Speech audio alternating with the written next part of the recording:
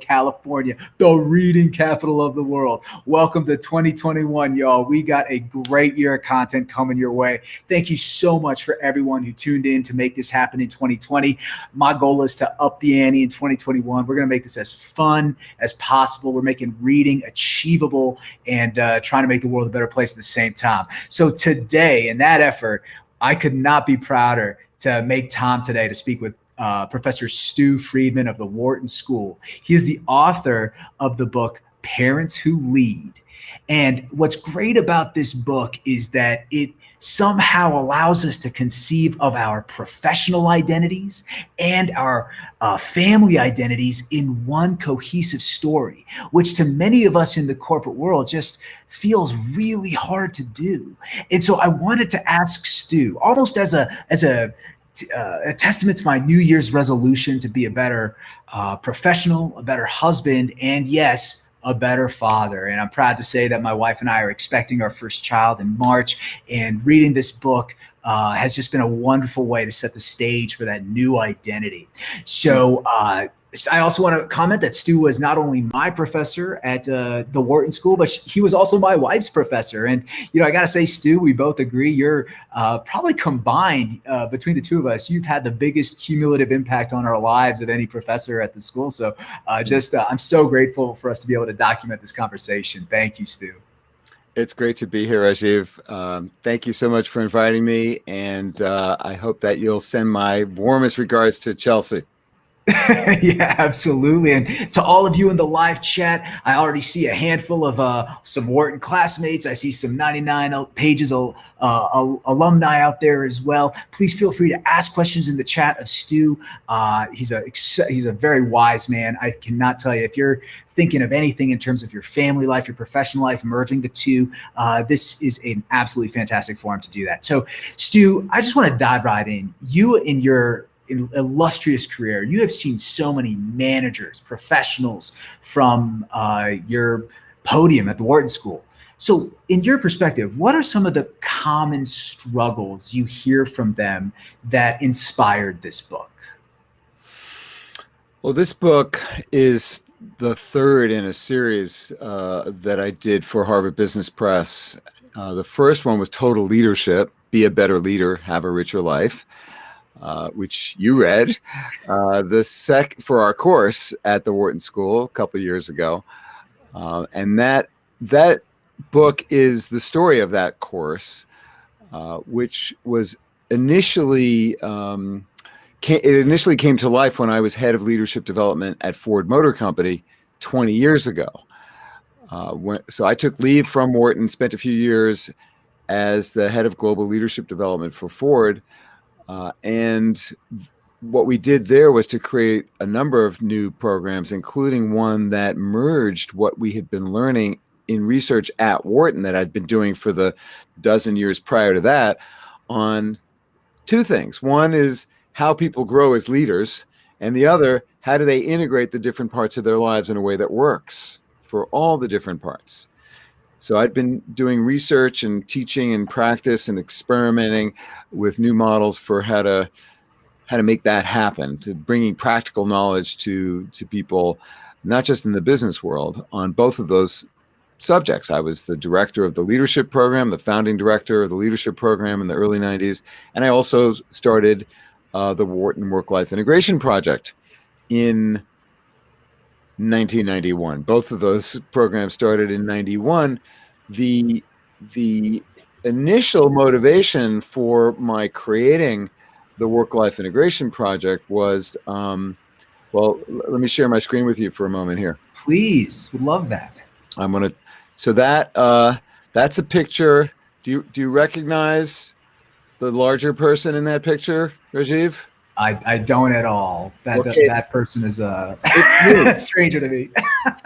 It's me in 1987, and there I'm holding my son. So this is a long way around the question that you asked. I'm getting to it. So when he was born, when Gabriel was born in October 1987, I had been doing research on how do large companies and family businesses, how do they grow executive talent, and how do they select their best for leadership roles? So that's what I had studied for my dissertation at the University of Pennsylvania, the University of Michigan, and that's what I was working on throughout the 90s. How do you grow leadership talent? But then Gabriel was born, and that was after 2 miscarriages. So he was our first, and at that moment, captured here so beautifully by my father, who was a photographer, that just changed everything. And I started asking everyone around me, what am I now going to do to make the world a safe place for Gabriel to grow up in? Right. So that then led me to start the Work-Life Integration Project, to try to find an answer to that question. What could we do? What were we going to do to ensure not just the growth of the next generation of talent, but the next generation and their health and safety? And so I started to bring together people from the business world, from the emerging research stream of scholars looking at this question of work-life integration, and advocates, social policy advocates, people from government, journalists, and we started researching this together. And we went into the field and found people who were good at this and studied them carefully, and came up with a set of ideas for what does it take to integrate the different parts of life for mutual gain, not just as a parent, but for anyone. Now, I don't know if your audience is going to want to continue to look at that picture, but you can keep it up there if you want to. We'll bring it back up when you got something else. I have some other photos I'm going to share. Yes, thank you. Oh, we want to see them. But I want to double click on something here, because this phrase work-life integration, I think might, catch people off guard, because we are so used to talking about work-life balance. Yes. And could you compare, contrast why integration versus balance? What's the difference that we should be thinking about here? Yes. Well, just to put a cap on that other story, at Ford, we created the Total Leadership Program, which merged what we were learning about what it takes to integrate the different parts of life with how you grow as a leader. And what we found is that what you need to do is pretty much the same for both. You got to know what matters to you, your values and your vision, and be able to articulate those. You got to know who's important to you in the different parts of your life, and to be able to talk to them, to build trust with them, to find out what they really need from you, not what you think they need from you. And you have to continually experiment with how you get things done. And this worked. It worked at Ford, and then it worked with students at Wharton, including in our executive MBA program, and now with companies around the world. And it helps to address the burning question that you asked at the top. How do I find peace and harmony in my life?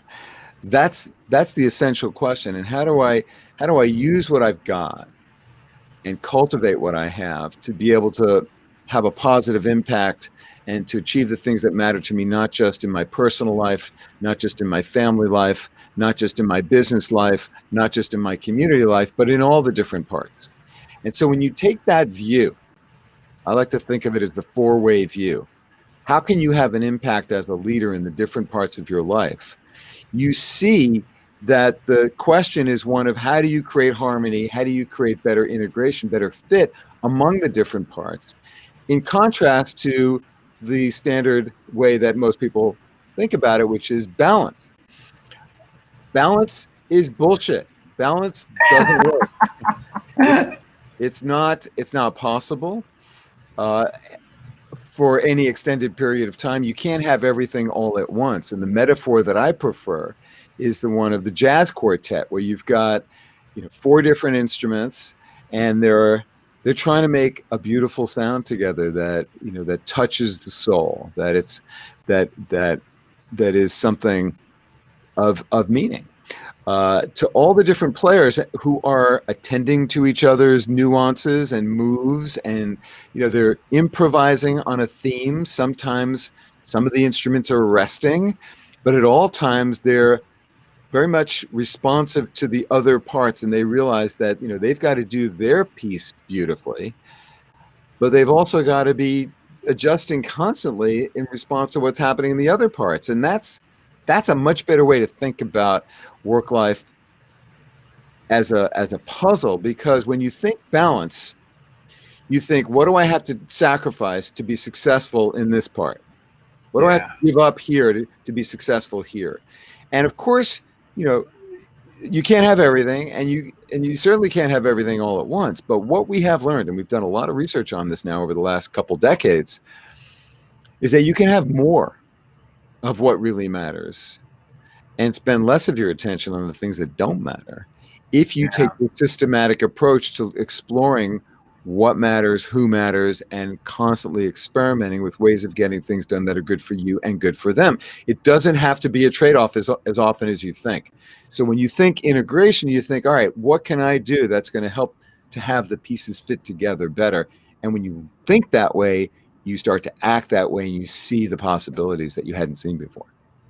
Brilliant. I mean, that sounds conceptually so intuitive. It's like, obviously my community life, my personal life, my professional life, my spiritual life should all be mutually reinforcing of each other. But it just feels kind of like a huge mountain to climb. Like, how do you even begin to start that process? Well, you start by looking inside. And the way we do it, and the way you did it when you were a student in my class, as did Chelsea, was to write about your history, the critical episodes in your life history that have shaped your values and beliefs. What were those stories, the 4 or 5 stories that were critical to you, and how did they change who you are and how you think about yourself now and in the future? What's your vision of a better tomorrow? Describe a day in your life 15 years from now. What does that look like? What do you do in the morning, in the afternoon, in the evening? What kind of impact are you having on the world? Who are you doing it with? Why are you doing what you're doing? This is what people want to know from you as a leader, and you need to know these things so that you can clarify what matters most to you. What's most important to you? If you were to look at the 4 domains of work, home, community, and self, if you were to take 100 points and allocate them to each one to indicate which was more or less important to you right now as you take a snapshot of your life, and then where is your attention in a typical, week or month? What percentage of your time is devoted to each of the different domains, and how satisfied are you in the different parts of your life subjectively? How would you rate your satisfaction? So these and other exercises, here's a list of 100 value statements. Which of the 5 define you? Why? Who is someone that you admire? What is it about them that you want to emulate? These are all tools that help you to explore your values and your vision, which are essential for you to be articulate about as a leader. And then you write about these things. You share them with a couple of classmates, or if we're in a company doing a workshop, you share them with those people as much as you want to share. Like, if you want to not say things about yourself, then you don't. You control your information. It's confidential and private.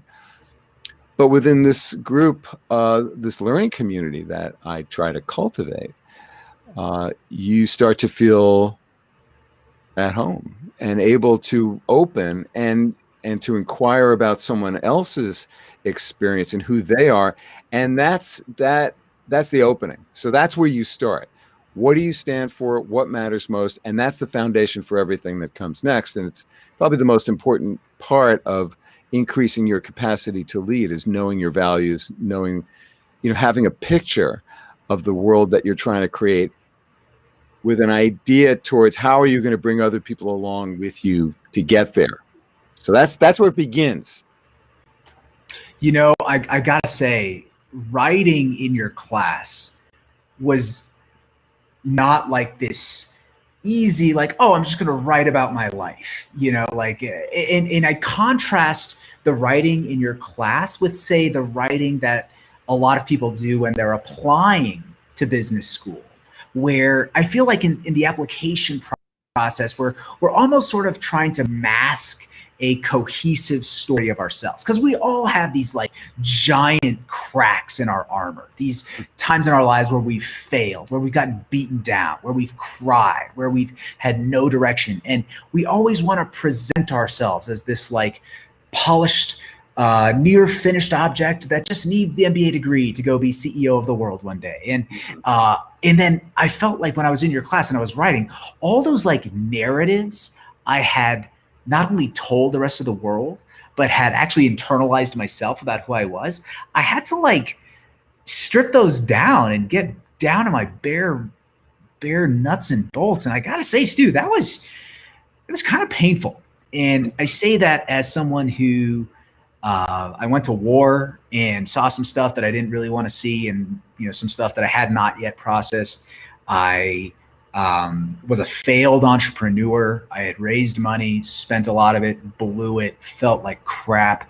And to kind of expose that was really, I mean, you had to be really vulnerable about that. And Yes. We actually just had a comment come in on LinkedIn Live from Lauren Stanek, an amazing member of our sales team. +1 on the writing action. Often we narrate our past experiences and our lives in our heads, which can be overwhelming. But writing them down allows for prioritization and visualization. Lauren, thank you so much. I think it's brilliant. So I guess what I'm trying to do here is ask you, even before you pick up your pen or open up your Google Doc to start writing, like how do you even prepare yourself to get in the headspace of true authenticity on that document? Well, in the Total Leadership book, and then, fast forward, we just this last year in Parents Who Lead took some of those same concepts and tools and made them relevant for parenting partnerships, as my co-author Alyssa Westring and I called them. That is, people who are raising children together in all different structures and forms. And it helps to have a structured guide of evidence-based tools that are known to be useful to get you to access those parts of yourself. It is hard. It requires some courage to look inside, to ask yourself honestly, what do I really stand for? What really does matter to me? What's my purpose in the world in terms of the impact that I'm trying to have? And often the first kinds of things that come up and that you see aren't really true, because you're like every single human being ever, struggling to identify, well, what is the real purpose here, and not the one that my parents want, not the ones that my peers are looking to me for, or competing with me about, in the status game, or whoever it is that you might think wants you to be someone that they want you to be. It is a courageous act that requires you to look at yourself, and of course you can't reveal everything that's inside. But what we found that careful consideration of what makes you who you are, and being able to express that again with these guided exercises in a context. This is really important. The secret sauce of this whole methodology is people helping each other in peer-to-peer coaching exchanges, which I've now spent literally 3+ decades refining and really mastering the ways in which you create social environments in which people feel comfortable helping themselves articulate what matters most. And here's where it really works is, if you and I are in a coaching exchange together, you're reading my content, I'm reading your content, and we're both being, coached in how to be curious and how to be compassionate and how to be committed and caring for each other. And we're doing that. And when we start to do that, when I start to listen to your story and to respond with curiosity and compassion and care, like I'm trying to help you by listening, you feel better and you feel safer. You feel more able to explore. And of course, when you're helping me, you are seeing yourself in a new light, right? And so that piece makes it possible for people to be more vulnerable, which is essential. And there's a big stream of research that's come out in the last decade or so in the leadership literature that shows the importance of displaying humility and vulnerability, and how that builds trust, because other people then see you as a human being just like them, someone who has struggled, who has failed, who has suffered tragedy and disappointment, just like everyone. Mhm.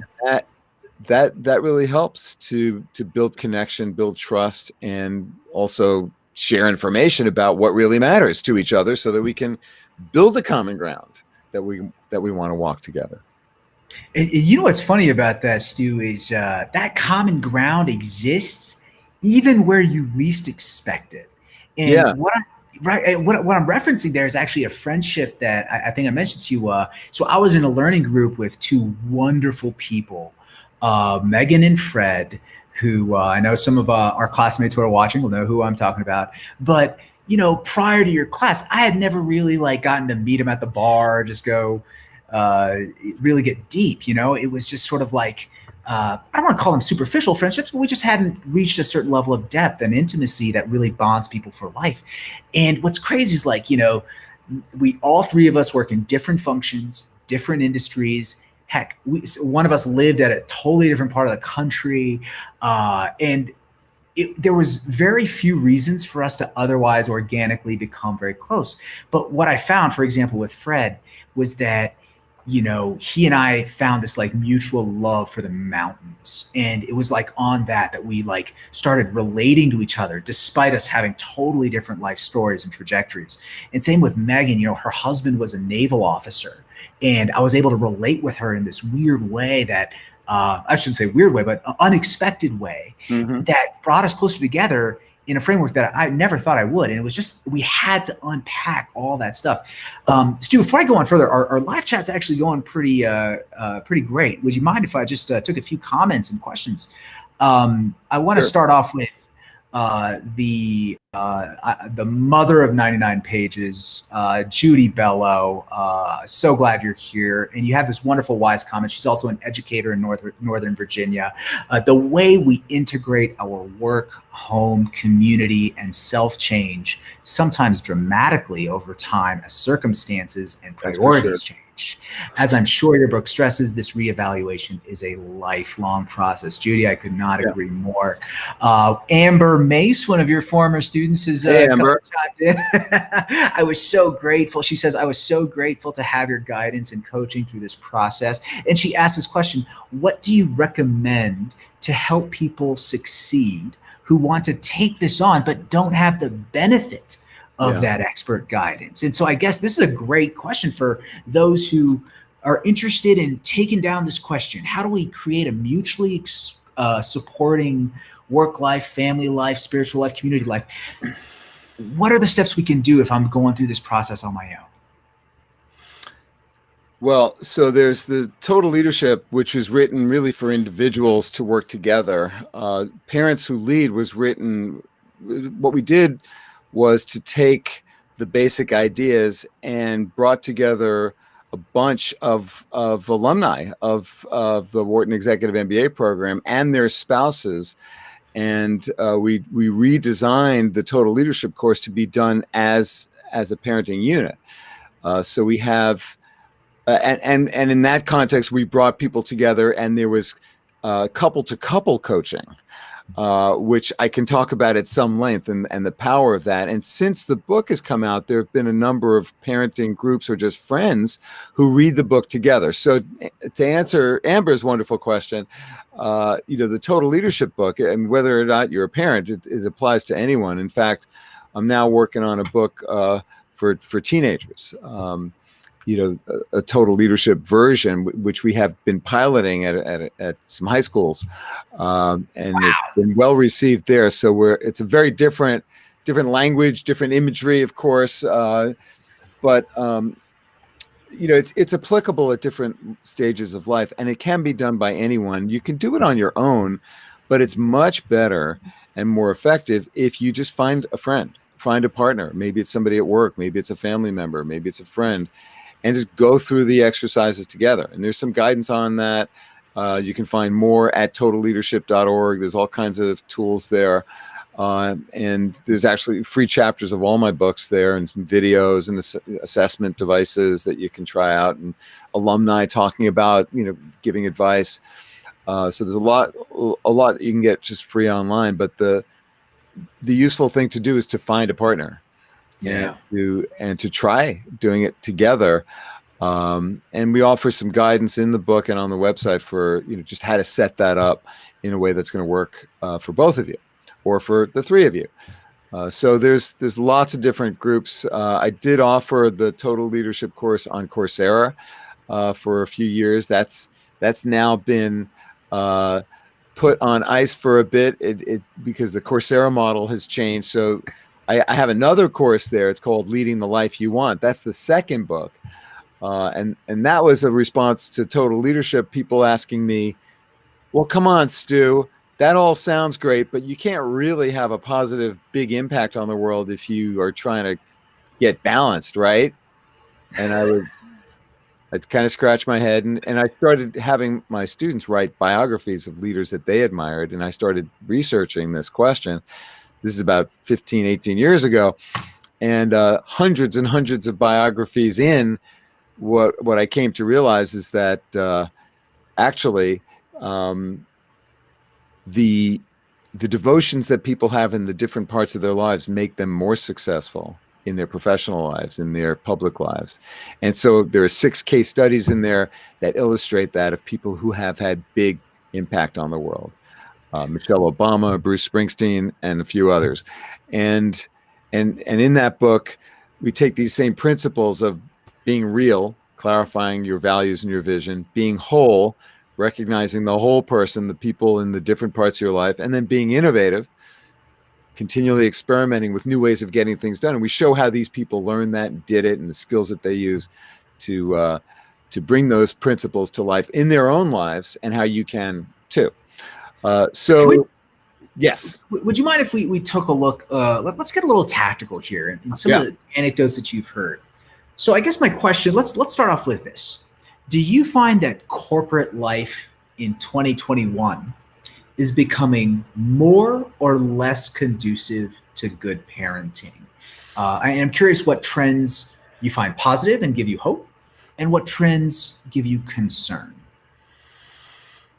Well, Alyssa Westring and I published this book in March 2020, which was the month that my first granddaughter, my first grandchild, biological grandchild. I have a 14-year-old adopted grandson, but my first biological grandchild was born then, and that's when the book was born. By the way, let me just.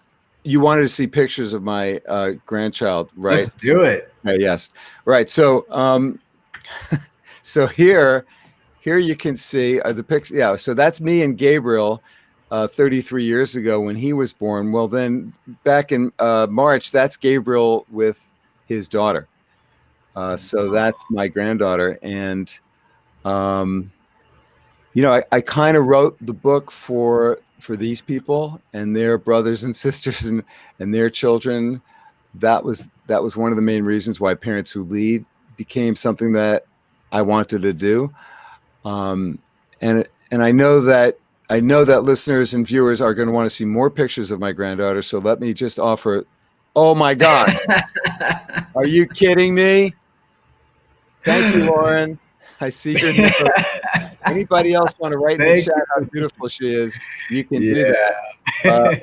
Wait, more? You want more? All right, this was just 2 nights ago right there. We're into it. That's awesome. I love that. What is that, guacamole? Enjoying some guacamole. All right. There's more, but I'm not gonna strain this any further. Thank you. Are you kidding me? You know what? I just got word that YouTube has called, and they said that 99pages is the #1 channel today because of those pictures. So thank you, Stu, for putting us on another level. Well, she's an amazing human being, and it's a wonderful thing. So she gives me hope. right? So that's one of the things, to answer your question, what am I hopeful about? I'm hopeful about her, and her generation, which stands to be the saviors of humanity, given the challenges that they're going to face. And so what do we now do to strengthen them, to enable them? For working parents, it really depends on your life circumstances. There's a lot of evidence, and I've reviewed some of this with people who are studying this right now on my radio show. A little plug here on Sirius XM 132 Wharton Business Radio. I have a show called Work and Life, and I talk to all kinds of interesting people from all walks of life, including researchers, but also CEOs, HR people, advocates, journalists, creative people, about how they try to find harmony among the different parts of their lives and their people's lives.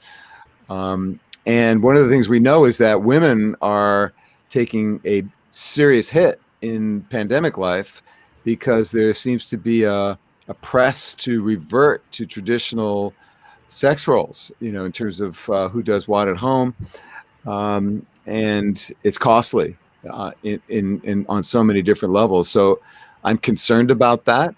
I'm deeply concerned about growing income inequality and how difficult it is for people who don't have access to resources and support for them to be the parents that they want to be. What we're seeing is that this book, we didn't plan to have it come out at the beginning of a pandemic, but it's really quite relevant. I've got a piece coming out in the Harvard Business Review, an article next week, I think it is, which takes a slice of this book and looks at, why it's so important now, January 2021, to revisit your values and to start where the book starts, which is, you write about your values, your partner writes about their values, you compare notes. You look at the four-way view in your life where you're paying attention, what's important to you, you guess what she's or they are going to write, and then they do the same for you, and then you talk about, you compare notes. Very enlightening. You and Chelsea should do this. And then you write your individual vision statement, and then compare notes, and then come up with a collective vision as a guide for the future. And then you get into talking to your kids in new and meaningful ways, talking to your colleagues and people at work, your customers, clients, suppliers, about your mutual needs, extended family, people in the community, caregivers, to explore how what they need from you, what you need from them, and then you try new ways of getting things done that are good for them, good for you. And what we're finding is that there's a lot of really interesting experimentation happening, particularly with how you create meaningful boundaries when you're working from home, living at work, which most of the people listening to this right now are probably in that situation. So, if you are a working professional and you are spending, most of your time in your home environment, you're learning all kinds of new and creative ways of how to coexist with your kids at school. Your partner is also at home working, and how you experiment with ways to give each other the space and the support that you need is new for so many of us. But our tools are actually directly relevant for how you do that and how you create the conversations that give rise to ideas for innovation that you can try that are good for everyone. So it's these pursuit of change that is designed to make things better for you, your family, your work, and your community. And when you set your mind to do that, and you do that in collaboration with your partner, it's a lot more likely that that's going to happen. And that's what we're seeing. So I see a lot of room for innovation. I don't think people are, so many people that I talk to and in talks that I've been giving in companies around the world through this medium, the most important thing that I think has come out of this is the recognition that you've got to put if you're in an executive role, if you have responsibility for other people, you have to think about their well-being first. Are you Yeah. okay? Are you okay? Um, I, you know, and to be able to say, what you need, and to make it easy for people to tell you that they're not, Yeah. because nobody is. You know, I mean, everyone's grieving, and to identify that reality and to start with that, I think it's shifted so much of the conversation about who we are when we're in our work roles. There's a lot more openness, in Zoom world. I see, that fireplace in the background, and you're in Lake Tahoe. You see my office. You can. I don't know what you're seeing in the image, the view that you've got, but there's a portrait of my father back there in the corner, and so people ask me about that, and I get to talk about him, and so we have Let's see if we windows can into each give other's folks a lives. look. I just to maximize your screen so we can see your father in that portrait. That's Yeah, beautiful. that's Tim in his late 20s. How about that? Yeah, so I think there's among the potential for silver linings here is greater openness to experimentation, much more understanding and appreciation for people's lives beyond their work role, and it's clearly going to shift the ground in terms of commuting and real estate and how we think about our home environments, our work environments. Radical changes are afoot with that. Well, Stu, I got to say, in addition to the grieving around COVID, we're grieving around the deaths of George Floyd, Breonna Taylor, Jacob Blake. We're Black Lives Matter in general. We're grieving around the Capitol building, this fixture of American democracy, the house of our republic being desecrated, right? We're grieving on this on so many levels. It seems like it's not even just COVID. I actually wanted to ask you this, so Chelsea and I actually do this, we call it our annual review. And so we'll sit down typically after New Year's Day, and we'll do an exercise similar to, kind of taking stock of what we accomplished, what are our goals for the next year, how are we going to do that, what are our fears, hopes, dreams, etc., New Year's resolutions sometimes.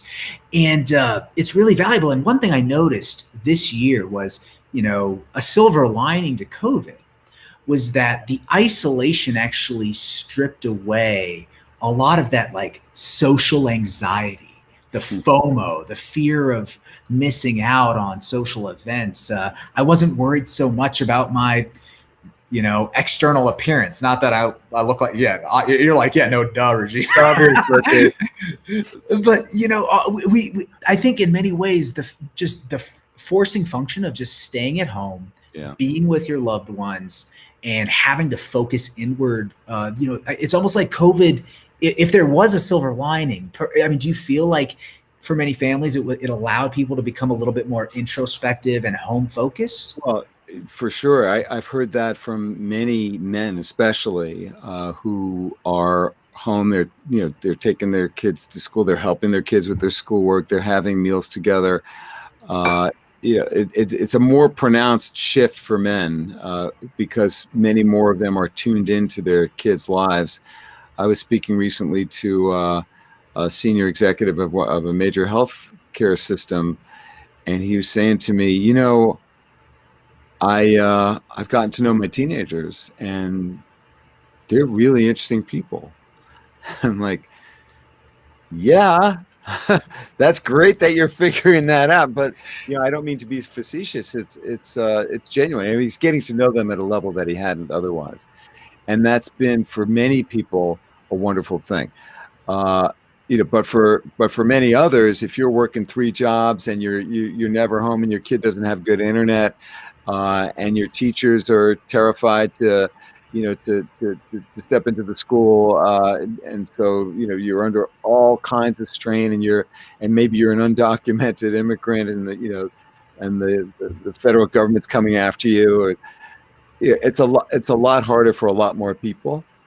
But there are some opportunities for those of us who have the privilege of being able to do so, to have those conversations about what do we stand for now. So So that's why this HBR piece that is about to come out is about why it's important to revisit your values.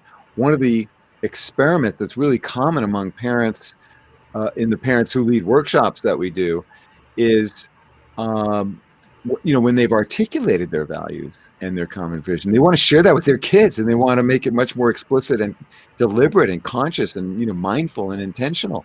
And so they'll design things that they can do together that are explicitly about what's happening. So there are conversations about, all right, we have a Black Lives Matter poster on our front lawn. Why are we doing that? What does that mean for us as a family? What does that mean for what I do with my, with my business? What does that mean for you at school?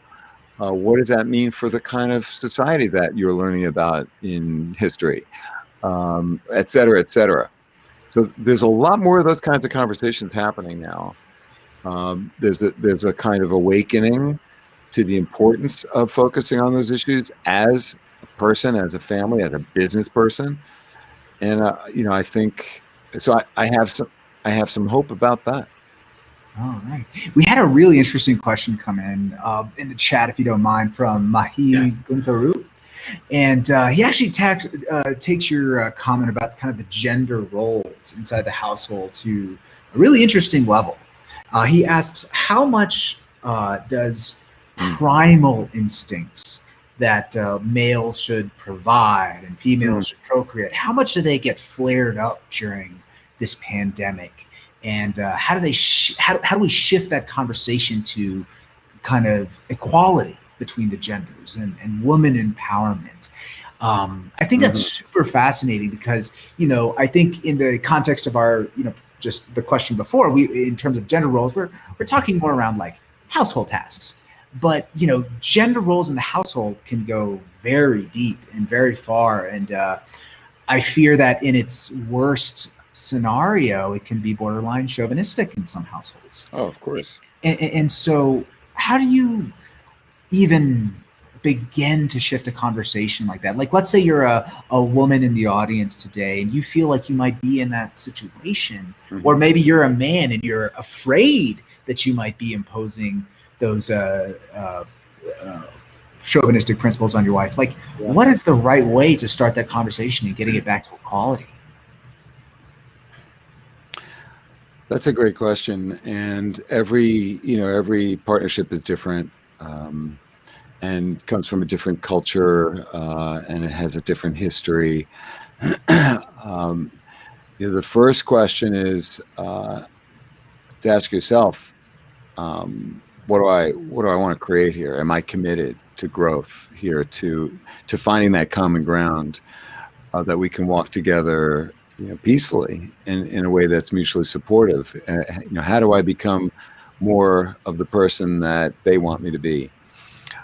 So asking yourself those kinds of questions. And then we have found that, some of the tools that we describe and illustrate with, the real people who were in our lab when we were first, designing and developing these applications of the total leadership method to parents, that this writing of the shared vision is a great way to get a clear picture of what that common ground is. So, what's your hope for the future?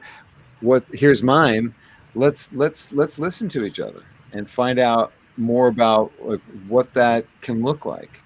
Now let's work together to craft one that we both believe in and that we're both committed to.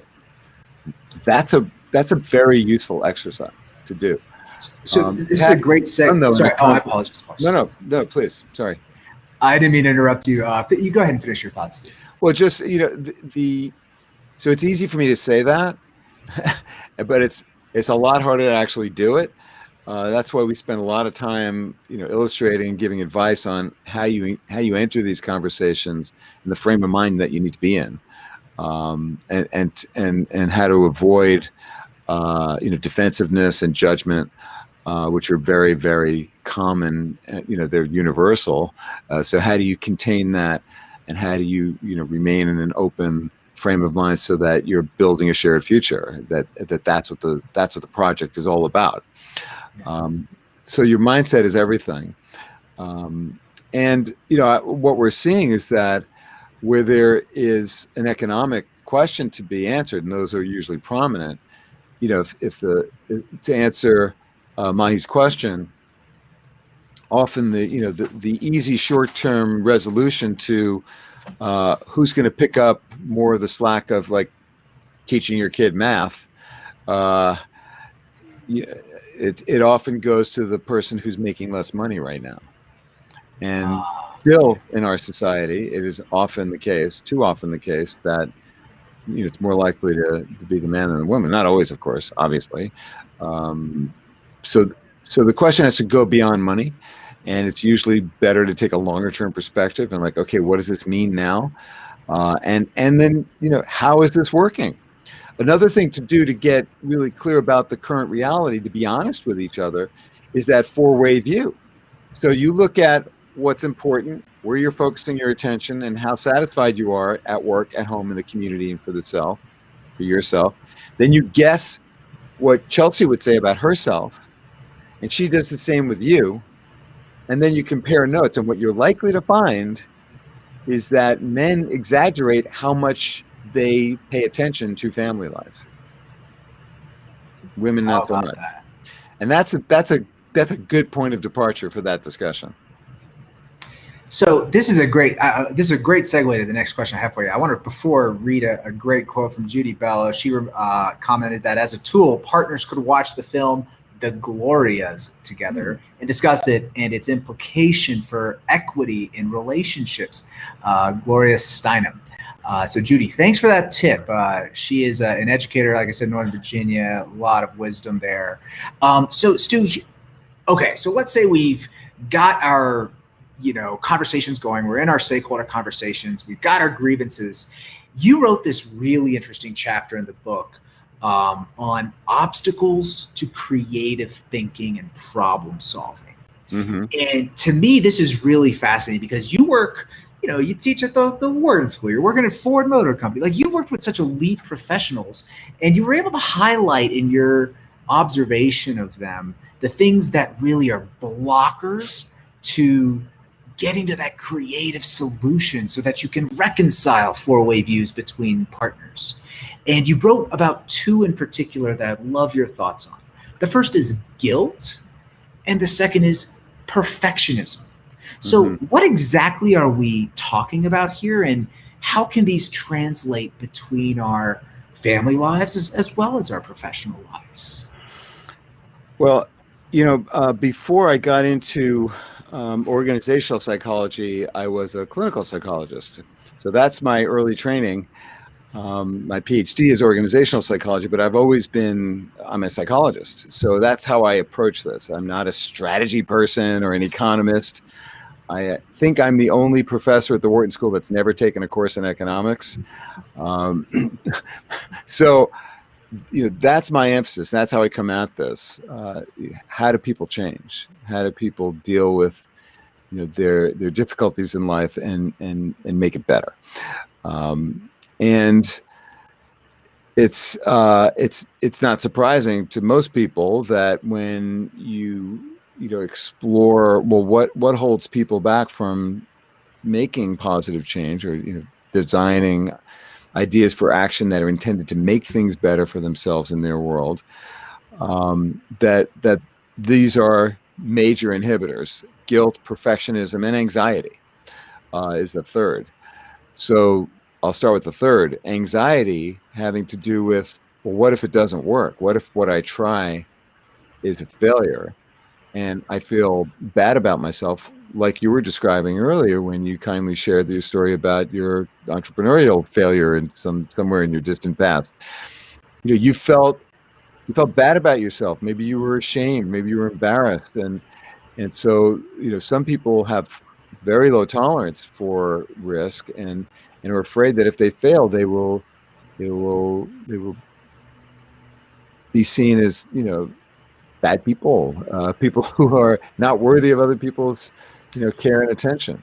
So there's that. There's guilt. which is more common among women than men,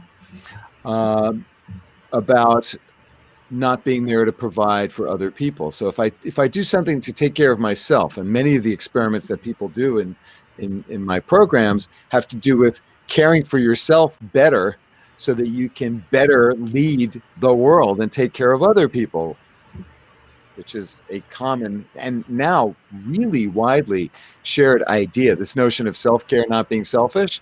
I've been Mm-hmm. talking about that for 30 plus years. Now it's really like everyone's talking about that, and it's great because it's important for everyone to know that by caring for yourself, you're actually making yourself more capable of caring for other people. So when you shift the frame and you think of yourself as a leader, and you realize, okay, what do I need to do to be strong, to be resilient, to be healthy, to have the capacity to focus and to sustain effort? Well, that doesn't happen by magic.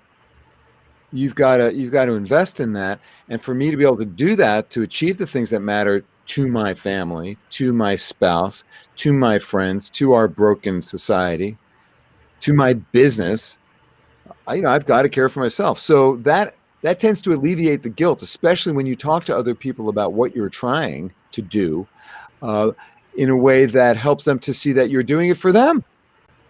You're doing it for them. You're not just doing it for yourself. So that's the guilt piece. And perfectionism, too many people are afraid to try something new because they fear, it's not going to be just right, and so they just don't even bother trying. So all of the experiments that we coach people to do, and that we help them coach each other to do, are designed to make it small, make it relatively low risk, make it something that you have a pretty good idea other people are going to benefit from. Because when you do all those things, and everybody can do this is not magic, it's not rocket science, it's really not that complicated. When you take that mindset, you feel less guilty because Mm-hmm. that what you're doing, at least you believe, is going to be helping other people. You make it a little less risk, so you are less anxious. If it doesn't work, you adjust and you try something different. And so our method is designed to help deal with those psychological inhibitions to trying something new. You know what's coming to my head? If there's one thing I've learned during COVID, it's sometimes solutions to life's problems are not additive. People want to add, oh, I'm tired. I'm going to add a sleeping pill. Oh, I'm going to add coffee. Oh, I have trouble sleeping at night. I'm going to add, a sleeping pill. I'm having trouble losing weight. I'm going to add this workout routine. We're so additive in our nature. If there's one thing COVID has taught me, is that so many of life's solutions is actually subtractive. And what's interesting is that if I really boil down some of the things that you said today about, opening up that authenticity in the writing of your, your identity and what you're seeking out in your four-way wins, subtracting the ego that's associated with potentially that perfectionist mindset, or even the insecurity that's attached to that perfection mindset, and then of course subtracting away the baggage that leads to guilt. So much of this isn't actually adding to your life. We're not actually adding things. We're actually asking you to subtract and simplify in many ways. And I think it's a really cool way for us to start closing out our interview here today. Dude, this has been an amazing conversation, Stu, but I would be remiss if I did not ask you the penultimate question here, which is you're now a grandparent. You showed us some beautiful photos of your grandchild. You've had this wonderful career. I'm just so proud to have been a small part of that illustrious career of yours. And, looking back on your years as a father, as a professional, what wisdom do you have for your students and your children as as we become new parents, and as we become, more of the leadership generation in society? Well, that's very kind of you to ask in the way that you just generously did, Rajiv. I'm not sure how much wisdom I have. I feel like I'm 68, but I'm just starting to figure it out. Uh, I think the first thing that comes to mind is pay attention to the people around you. When my kids were young, I I was very conscious of how important it was to devote time to them and to create boundaries that enabled me to focus on them. And I was, when I was at Ford, I was well known for doing that. For getting home to dinner every night.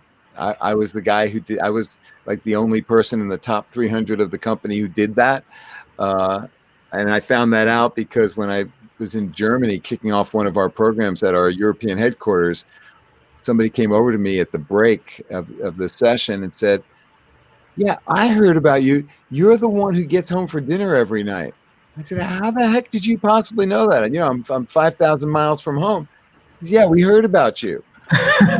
So, I was trying, but I'm also very aware that there were times when I was physically present with my kids, but psychologically absent.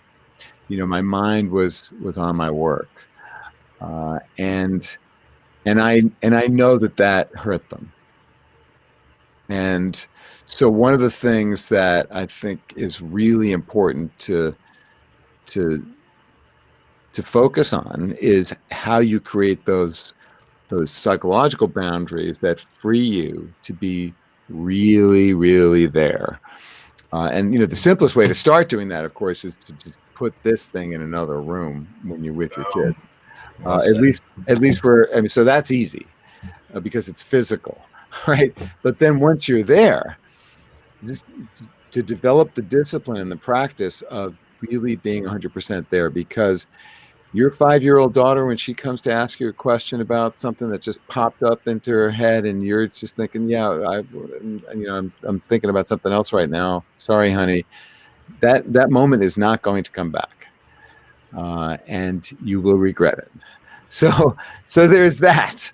The other thing I would say, though, is when you're lucky enough, if you are lucky enough to find something that touches your heart, that really makes your soul sing, whether it's a person or it's a project, a task, something that you do that just makes you think, "Oh, this is it. This is something that means something to me. It's pulling me close." That you should do everything in your power to make that a part of your life. That I think is why I've been, so fortunate to have had so much enrichment from my professional life. It's because I went in directions that were not standard, that were not normal. When I first started the work-life integration project, I had senior faculty telling me, "Why are you giving up your focus on leadership, succession, and organizational change to focus on this women's issue that nobody really cares about?" And fortunately, I did not listen to that voice. I chose that other path because this was something that I just had to do, and I just knew it was going to be important. So listen to your heart. Well said, Stu. Again, thank you so much for coming on. This is just a wonderful way for us to document, um, the wisdom in your books and in your classes. I know you had a huge following of Wharton students that just were excited to see you and talk to you here on this live stream. So thank to everyone who tuned in. I hope you enjoyed it. We're going to be off next week, but in 2 weeks, we're going to be back on the 31st of January interviewing Bob Tinker. Bob Tinker was the founder and CEO of Mobile Iron. He is the author of Survival to Thrival. Mobile Iron IPO'd in 2014, I believe, and he did exceptionally well. He's written 2 exceptionally interesting books on entrepreneurship in the modern age and getting us in the headspace so we can go out there and make those changes in the world. So join us on January 31st, 4:30 p.m. Pacific for that conversation. And again, Stu, thank you so much for making time for us today. We'll hopefully we'll see you again very soon. Thank you, Rajiv, and I hope I get to see pictures of your little one when they arrive.